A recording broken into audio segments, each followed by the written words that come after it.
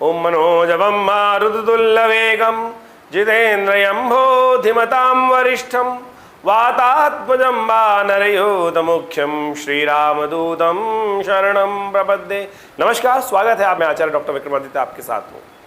आज हम यहाँ विचार विमर्श करने जा रहे हैं इस चैनल के माध्यम से मेष राशि वालों के लिए शनि के वक्री होने का प्रभाव कैसा रहेगा। देखिए, शनि की गति बदलती, हर चीज़ की गति बदलती रहती है, हर चीज़ की अवस्था भी बदलती रहती है। ऐसे में आप ये समझें कि शनि महाराज अभी 17 जनवरी को अपनी गति से चलते चलते जो 2.5 साल का एक चक्र होता है उनका एक राशि का, मकर से निकलकर कुंभ राशि में प्रवेश किए और कुंभ राशि में अभी अपनी गति से जो चल रहे हैं, तब अभी 4 महीने ही हुए उनको उस गति में, उसमें प्राप्त हुए 6 महीने तक। 6 महीने बाद उनकी गति वापस पुनः जो है वो वक्र होने जा रही है, वक्र स्थिति में, यानी वापस उस अंश पर चलने वाले हैं। जिन अंशों पे, जिन मार्ग से वो चल के आए हैं, वापस उनकी गति उन्हीं अंशों में जाने वाली है। 4.5 महीने के लिए शनि वक्री होने जा रहे हैं। 17 जून से रात्रि में करीब करीब 10:19 पर शनि वक्री हो जाएंगे और 4 नवंबर तक, यानी करीब करीब 4.5 महीने तक ये शनि उसी वक्र गति से उसी राशि में, कुंभ राशि में चलने वाले हैं। अब कुंभ के जो शनि होते हैं वो तो बहुत ही शुभ माने जाते हैं।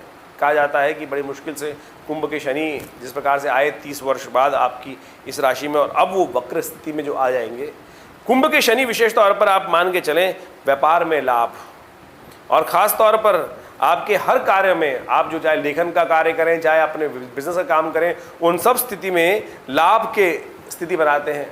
बहुत सारे व्यापारों में लाभ की स्थिति उत्पन्न करने के योग देते हैं, बहुत प्रकार के सुख देने के योग देते हैं, और अनेक प्रकार के व्यापारों में लाभ की स्थिति उत्पन्न करने के योग देते हैं। ऐसे में कई प्रकार से विशेष तौर पर जीवन में लाभ, सही रास्ते पे गाड़ी चलाने के योग देते हैं। लेकिन अब शनि महाराज जब वक्री हो जाएंगे तो उस लाभ की स्थिति में कुछ स्थिति कम करते दिखाई दे रहे हैं। ऐसे में आपको इसके प्रभाव को समझते हुए अपने जीवन में उनके दुष्प्रभाव से बचने के लिए कार्य करने की आवश्यकता है। लेकिन एक बहुत अच्छी स्थिति भी बनाएंगे, कई रुके हुए कार्यों में गति भी प्रदान कर देंगे।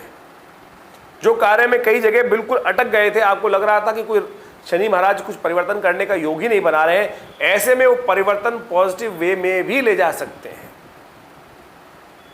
आपको शनि को अपने अनुकूल करने का प्रयास करना पड़ेगा और कोशिश ये करनी पड़ेगी शनि की महाराज की जो वक्र गति है वो आपके लिए अशुभ ना हो।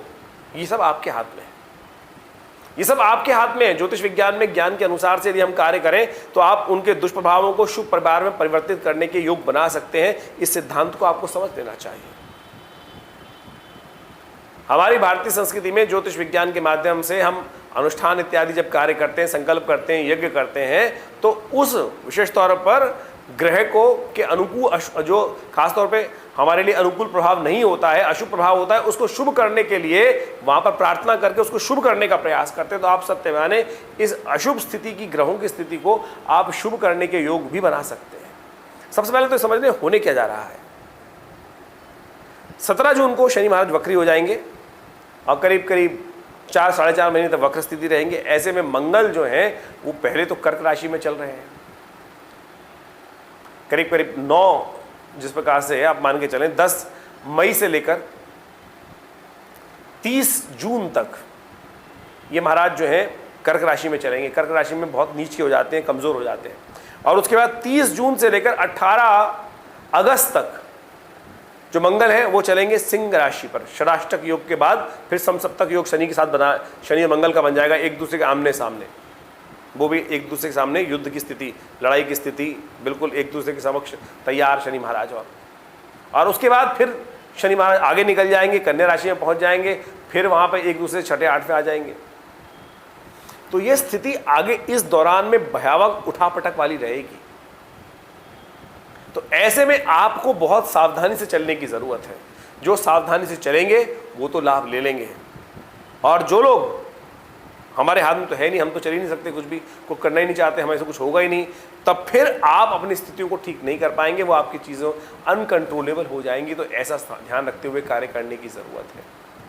तो आप समझें ऐसे में क्या कुछ उपाय कर कर आप अपने कष्टों को दूर करने के योग बना सकते हैं। आपकी राशि के अनुसार से इस वक्त बृहस्पति ग्रह बहुत अनुकूल चल रहे हैं आपके, तो अपने बृहस्पति को ठीक कर, बृहस्पति को आप यदि लाभ लेते हुए कार्य करेंगे तो आप समझे आप अपने इस अशुभ प्रभाव को ठीक कर सकते हैं। हम रास्ते देने के लिए बैठे हैं, हम घबराने के लिए नहीं बैठे हैं। हम इस चैनल के माध्यम से हम आपको समझाने के लिए बैठे हैं कि शनि महाराज का जो अशुभ प्रभाव है उसको ठीक करने के लिए रास्ते क्या हैं। सकल पदार्थ हैं जग माही, कर्महीन पुरुष पावत नाही। इस बात को समझने का प्रयास कीजिए। एक बात का सबसे पहले ध्यान रखना है, शनि एकादश में बैठे हों, शुभ स्थान में बैठे हों, तो ऐसे व्यक्ति को गलत कर्म की तरफ नहीं जाना चाहिए। यदि आप ऐसे में गलत कर्म की तरफ गए, शराब, जुआ, गलत कार्य, उन सब चीजों की तरफ गए, आप समझ लीजिए तो आप अपने शनि को बहुत और ज्यादा अशुभ कर लेंगे। बृहस्पति को शक्ति देने का प्रयास करें, गुरु को शक्ति देने का प्रयास करें, ब्राह्मणों का आशीर्वाद लेने का प्रयास करें। आपके शनि अनुकूल रहेंगे, आपके अनुसार चलेंगे, अशुभ नहीं करेंगे। ये सिद्धांत समझ लो। एकादशवें भाव के शनि महाराज, यदि व्यक्ति बृहस्पति को अपनी शक्ति को ठीक करने का प्रयास करे, सदकर्म करे, तो आप समझे आप अद्भुत प्रकार से कल्याण का योग बना सकते हैं और बहुत बढ़िया तरीके से लाभ ले सकते हैं। लेकिन अगर आपने गलत काम किए, उल्टे सीधे काम किए, फरेब किए, 2 नंबर के पैसे एकत्र किए, जो भी गलत काम हो सकते हैं, आप गलत परिभाषा आप उसको अच्छे से समझ सकते हैं, तब आप समझें झूठ फरेब का सहारा लिया तो ये समय आपके अनुकूल नहीं होगा और भयावह कष्ट के योग बना सकता है। हमने आपको समझा दिया कि क्या क्या स्थिति उत्पन्न होने वाली है। तो सबसे पहले धर्मयुक्त कार्य, ऐसे में आप विशेष तौर पर ब्राह्मणों की सेवा, ये कार्य अवश्य करने का प्रयास करें। गाय को विशेष तौर पर चने की दाल खिलाना, शनिवार के शनिवार ये उपाय कर लीजिए। देखिए आपके कष्टों को दूर करने का योग बनेगा।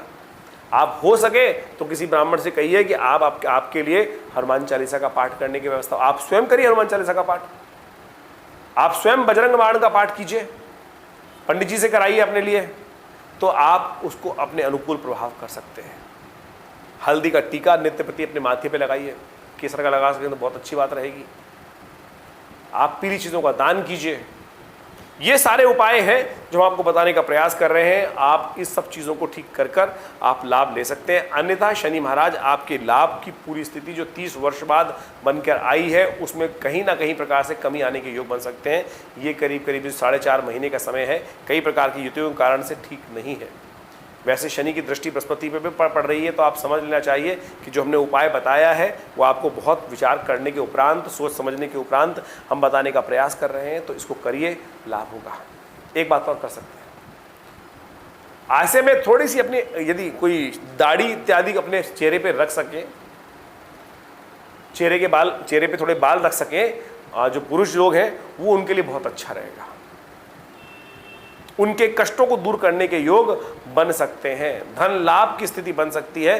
तो ऐसे में ये उपाय हमने अपने अध्ययन के अनुसार से आपको बताने का प्रयास किया है। इन सबको कर कर आप लाभ ले सकते हैं। इसके बाद भी अपनी जन्मपत्री के अनुसार से ग्रहों को समझने का प्रयास करें, कौन सी महादशा चल रही है, वास्तविक तौर पे आपके ग्रह कैसे हैं, किन ग्रहों के उपाय से कौन से ग्रह की स्थिति को हम ठीक कर सकते हैं, वो जन्मपत्री के माध्यम से। ये तो गोचर के माध्यम से हमने ग्रहों का परिवर्तन देखने के बाद पता समझने का प्रयास किया, लेकिन आपकी जन्मपत्री में कौन से ग्रह कहाँ चल रहे हैं और कैसे उन पर विचार करने के उपरांत कौन सा उपाय श्रेष्ठ रहेगा, क्या होगा आपके साथ, कैसे आप उसको अशुभ प्रभाव को शुभ में परिवर्तित कर सकते हैं, मैंने कार्यक्रम के आरंभ में आपको कहा।